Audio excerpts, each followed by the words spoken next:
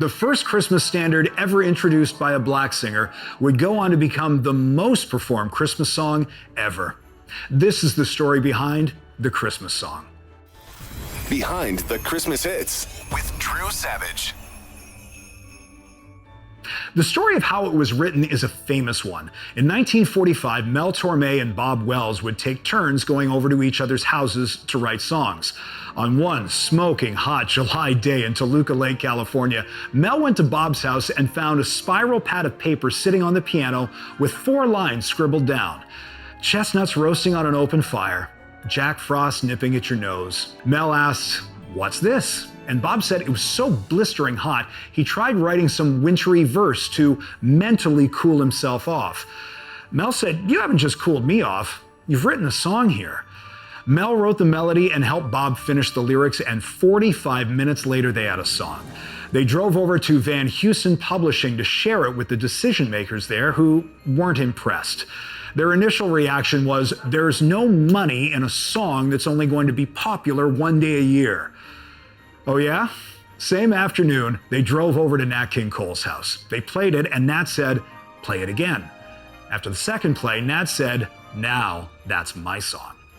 Mel Torme was a successful singer in his own right, so you'd think he might have some regret over not keeping this for himself.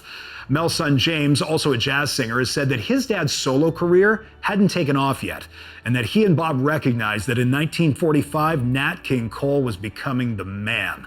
He was exploding in popularity, and to have him sing it would give the song its best chance to succeed. Nat King Cole recorded 4 different versions over the years, starting in June 1946. Cole's record label, Capitol Records, wanted him to stand and sing, but Cole decided to sit and play the piano himself while singing. He wasn't happy with the way things went, so despite strong objections from his label, Cole went back into the studio to re-record it in August. That version added a small string section, and while it was a hit that Christmas, it's not the version that's most played now.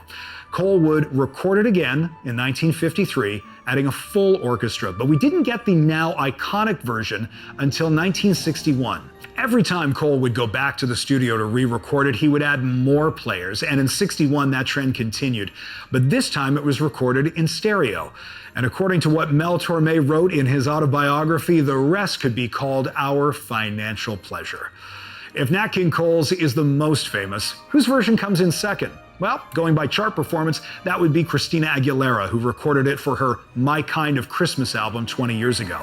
Her version peaked at number 18 on Billboard's Hot 100. But there have been so many versions over the years. Frank Sinatra, Michael Bublé, John Legend, Doris Day, Justin Bieber, James Brown, and countless others. So many versions that according to Broadcast Music Inc., a performing rights organization, the Christmas song is now the most performed Christmas song ever.